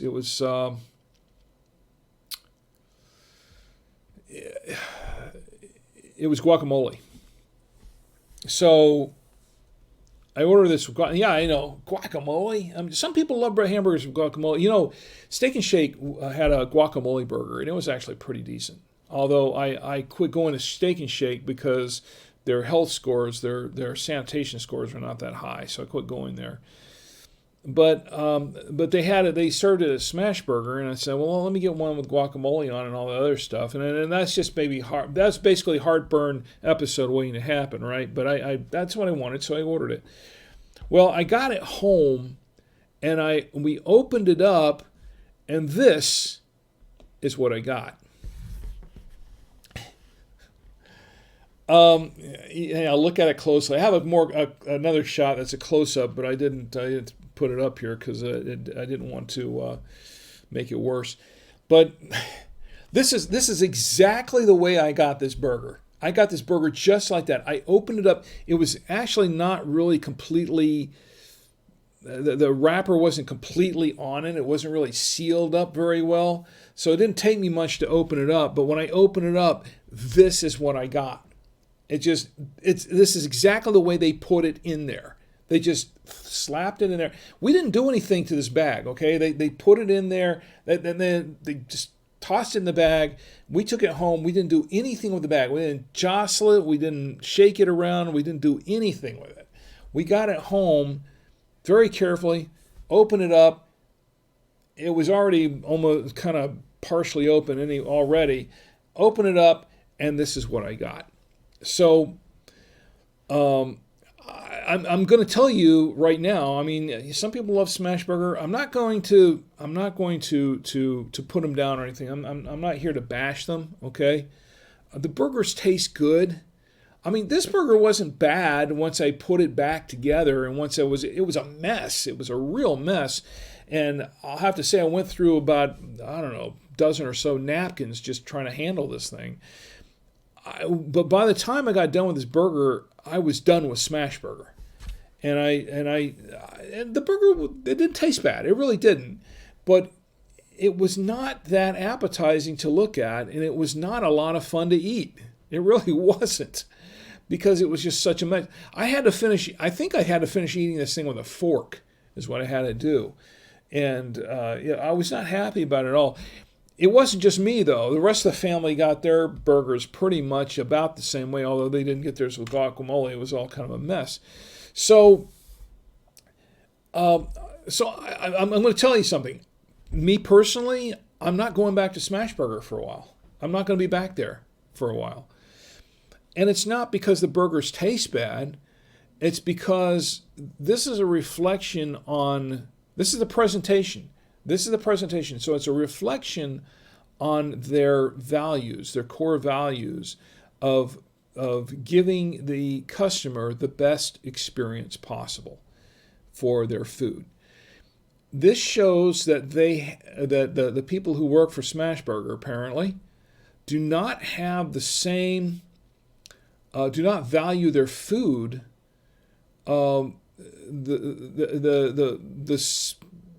they don't really value their food. Apparently, they really don't have the same. They don't share the core values, I guess, of Smashburger. I don't know. I think they just don't care. They're just throwing it in there, and I understand that. Okay, I understand that. I've been hanging on that burger too long. That's pretty nasty. And Pete's joined us in the chat. Pete, it's great to see you. I'm glad to have you there. I hope you and Aunt Connie and Denise are having a wonderful, wonderful New Year's. I hope everything is going well for all of you. Anyway, what I was getting at was that and I understand that, if you're working for a burger place, and I worked for a burger place for several years. I did my dues. I paid my dues, and I worked for minimum wage or just above minimum wage. I've been there, done that. I understand how tough it is in the service industry, and particularly in the food service industry. It's a low-paying job. It's not. There's a lot of work. There's a lot of you have to take a lot of crap and from a lot of different places. Sometimes from the bosses, sometimes from your coworkers, lots of times from the customers, and literally. I mean, it's kind of a tough job. It is. It's not for everybody either. It's an entry-level job, but for some people that like to work in it, and they do, that's great for them. But For some other people, it's a stepping stone to something else. And the thing is, though, this is a reflection of your, not just your company values, but also your personal values and what you put into it. Yes, it's not a career type of thing, and you can, some people that work in the food industry probably hate going in there every day. But there's something more to it than that. It's a matter of sometimes you have to put your own personal values into something to really, I don't know. I maybe I shouldn't go too far into this. Really, I know I'm stepping into boundaries that I set for myself that I said I wouldn't go into. But let me put it this way. From a personal standpoint, if you work in the industry, you want to have at least a modicum of self-respect, enough self-respect. Even if you hate the company you work for, even if you don't like the job that you're doing, you want to have a modicum of self-respect to say, you know what, I'm making this. My name is on this somehow. My reputation is on the job that I'm doing somehow, or the quality of the work that I'm putting out. You want to value that reputation. You want to have some self-worth, and you want to I hope you do. I hope you want to have enough self-worth to say, I have some core values, and my value is to put a little bit more into it than maybe what they're paying me for. But it's a matter of principle, and it's a matter of, my name is going on something. I want to do the best I can at whatever I'm doing. I want to care about this not because I care about the company or I care about the product, but because I care about who's going to get this on the end, and I care about the fact that I'm the one making it, and it's really on me. It's a matter of having your own self-worth and having your own values and your own core principles. I think that's important. I think that's something that's missing a lot, especially in this day. We're going into the year 2020. We're in the year 2020, 2020, whatever you want to call it. And I found that more and more, a lot of people are missing those core values. They're missing they're missing a lot of those core principles, and and this comes to self-respect. This isn't just about, look at this burger one more time. This isn't just about not respecting the company you work for or your customer. It's about self-respect. You know what I'm saying? You know where I'm going with this? And I'm not trying to preach here. That's not what I'm trying to do. I'm not trying to preach. It's kind of more of my rant. But I was just so disappointed in this experience that I'm not going to go back to Smash Burger for a while, if ever. But it tells me something more about where our society is today, where people just don't. A lot of people just don't seem to care anymore. Now, on the flip side, where I purchased this wine, I go into Winestore in Blakeney, and the wine store, and I haven't been to any of the wine stores yet, so I can't vouch for any other wine stores, but the one that I go to in Blakeney, they're all about presentation. This is a flip. That's 180 degrees from this place, this burger place. I go in there and it's brightly lit. It's fairly simple in design. It's brightly lit.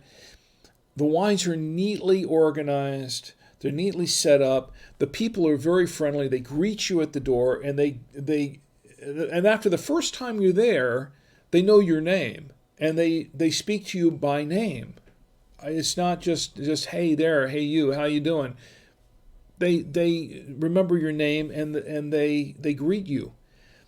And then they're very, very helpful. They help you, you say, well, I'm trying to find a wine for this, I'm trying to do that. And they're very, very helpful, and they guide you to the wines. But you go into the store, it's not a big place. It's actually kind of a hole in the wall, but it's it's the way it's laid out. It's the way it's organized. When you walk in the door, you know that there was some thought, there was some serious consideration or thought put behind the design and the layout of everything. And the people, like I said, the people are very friendly, they're very helpful, and that's why I like to shop there. And I'm not a shill for the wine store. They're not paying me to say this, okay? It's just someplace I like to shop because I really enjoy the atmosphere, and I enjoy going in there shopping for wines, and I know where the wines are. After the first couple of times I went in there, I knew where a lot of the wines were, and basically because it was laid out so well. But it was laid out in such a way that it was the presentation of it. There's something about walking in the door to a wine store. You walk in and you say, you know what? I want to buy some wine. that's pretty much what it is. Now, another example of that, and I was using a wine store as an example because we're talking about wine, but another example of that, of good presentation, is Apple. Now, whatever you think of Apple, I know there's some people who are Apple fanboys or whatever. I know people that love Apple, then they're diehard Apple fans. They won't buy anything but Apple. And then there are other people that just despise Apple, that hate them, okay? I am not neither camp, okay? I'm not neither camp. I have a neutral view of Apple in most respects. There's some things I don't like about Apple, but there's some other things about Apple that I think they're doing right, and that they have been doing right. And whatever you thought of Steve Jobs, whatever you think of the people running it now, they are getting some things right. One of the things that they're getting right is in presentation. When I was gifted an Apple II from my boss from work some years ago. It's been some years. I no longer have it. It's pretty much died at this point and gone away to wherever dead Apple products go.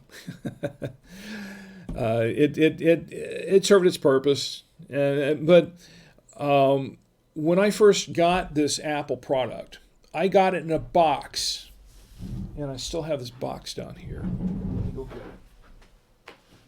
Okay. And the reason I'm bringing this up because I saw it the other day, and I was reminded of this. Apple puts a lot into presentation. Now, I know some of the Apple fanboys are gonna probably try to crucify me over this, but I'm gonna say that I don't think that Apple products are any more special than PC products or anything else. Okay, forget the Apple PC debate. I've been a PC person for most of my life, but I've had an Apple product or two. Okay, and I don't have anything bad to say about Apple products. Okay, I really don't. But I don't find them to be super special. I find them to be like any other electronic product. It's a device, okay? And that's what it is. Now, the thing is, though, why are there so many Apple fans, some really diehard Apple fans? It's psychological, once again. Now, once more, for a while, Apple was doing their own thing. And I remember Apple way back when it started. When Steve Jobs was doing this in his garage, when he was building his computers in his garage, I remember the first Apples. Okay? I do. I was around back in that day. Although I was really more of a Commodore fan.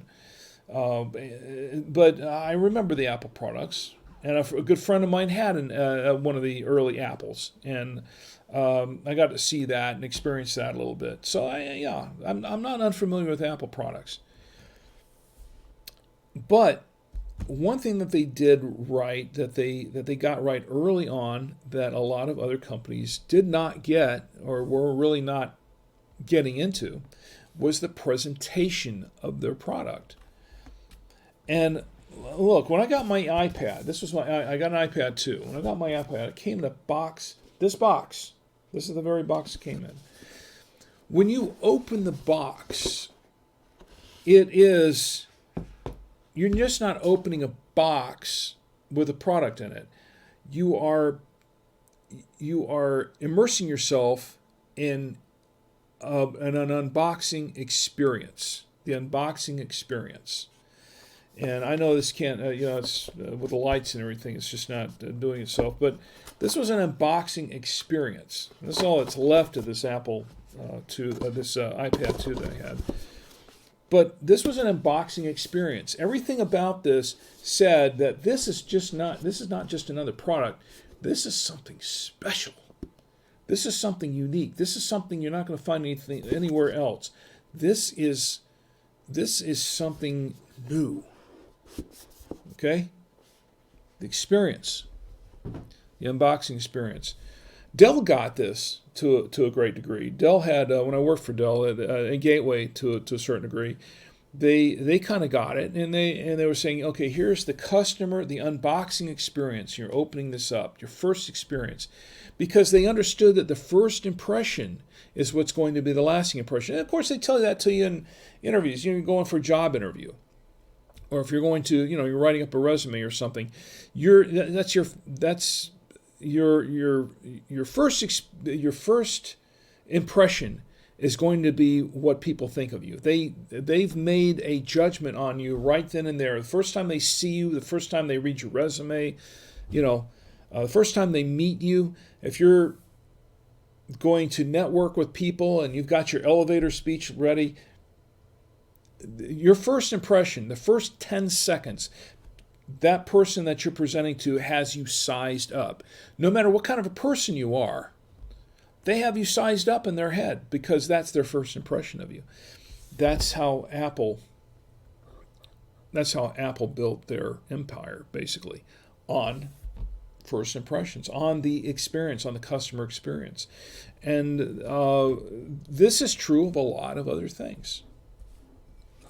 So, where I was going with this, also with wine, and this kind of leads into a couple of things I'm going to be doing here in the next couple of wine streams, is we're going to be talking about wines and first experiences of wines and why some wines are very popular and why some aren't.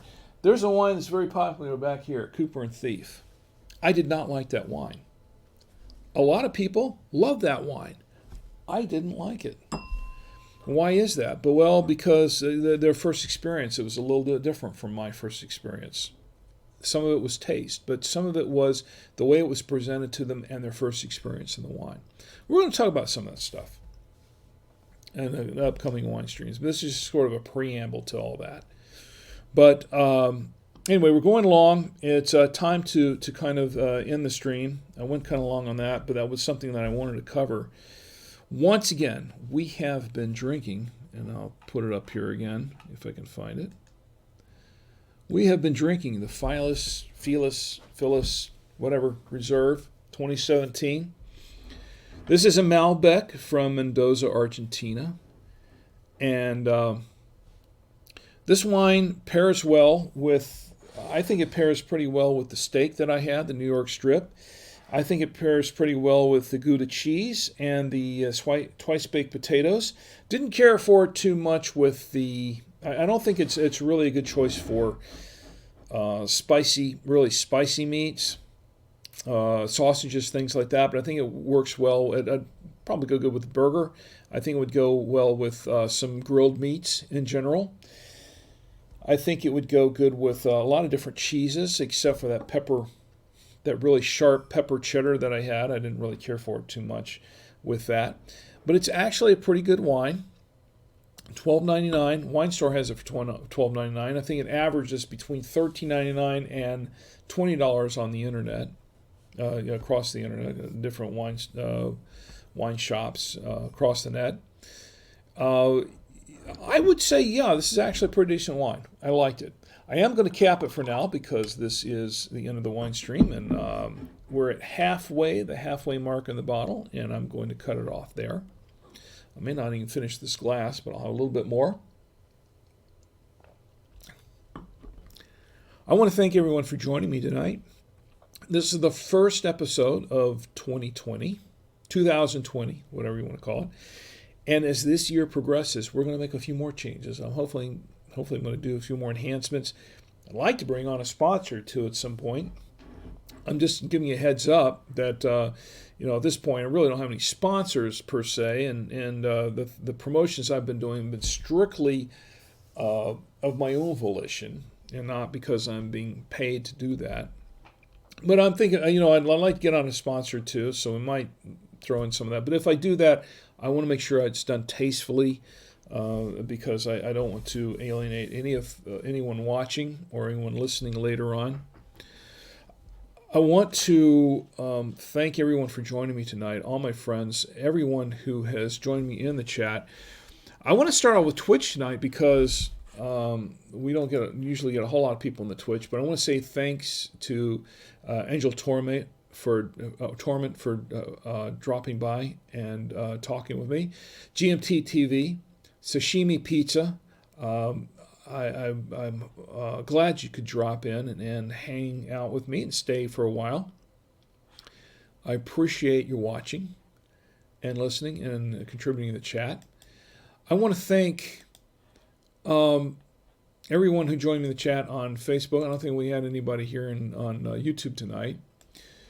But I want to thank everyone here. Of course, my lovely wife, Chi, Charles, and who else was here with me tonight? Sherry, if you're still watching, thanks for being here. And Ron, and Phil, and Lon, and Matt, and Ed, my good friend Ed. You're all my good friends. And Pete, my cousin Pete. I want to thank you all for being here with me tonight and starting off the second year of the Saturday Night Wine Stream. This show is not, as I've said before, this show is not about me. It's about the wine, kind of. It's a little bit about the wine because it's what brings us together. It's the catalyst to bring us all together. But it's not really about the wine. This show is about us, you and me. You make this show. You are an active part of this show. You are an active part of all of this. And I appreciate you. I'm glad you're here. And I hope to see you here again with me next week. Next week, we'll have another wine to open. I don't think I'm going to use the this thing that I had before. I'm going to bring it into the shot here again. This thing. It was a little messy. It was a great gift from my wife, but I think I'll keep that in my own personal wine area there, and not so much use it on the stream. It was fun to watch, but it was a bit messy here. But next week we're going to open up another bottle of wine. We're going to taste that. We're going to talk about some more stuff. We're going to get more into the wine as we go along into this year. That, like I said, tonight was kind of a preamble to that. And I want to say if you're watching, you can watch later. You can watch on YouTube at Drink with Rick. You can watch it later on Facebook as well. You can watch it. You can actually watch it at drinkwithrick.com. You can catch it later there. But you can also hear the podcast. The podcast goes out 10 p.m. Monday nights at this time. I'm thinking about changing the time a little bit in the date. But for right now, it goes out at 10 p.m. Monday nights if you want to catch the podcast. The podcast is available. And I don't think I had this up before, but you can subscribe to the podcast. If I can put it up there. For some reason, it's not going up there. And try that again. You can subscribe to the podcast at, I don't know why it's not popping. Oh, that's why. Okay, here we go. You can subscribe to the podcast in all these wonderful places. Go to drinkwithrick.com, subscribe to the podcast. I'm not going to name them all. I mean, there's Blueberry and Stitcher and all those places, iHeartRadio. Some of them want me to really pitch them and say, hey, listen to the podcast here, but I'm not going to do that tonight. You can go to drinkwithrick.com and catch it there. By the way, you can go to drinkwithrick.com. You can actually subscribe by email. If you just click on the subscribe by email button, it will, every time you get a new episode of Drink with Rick out, every time we put one out, you will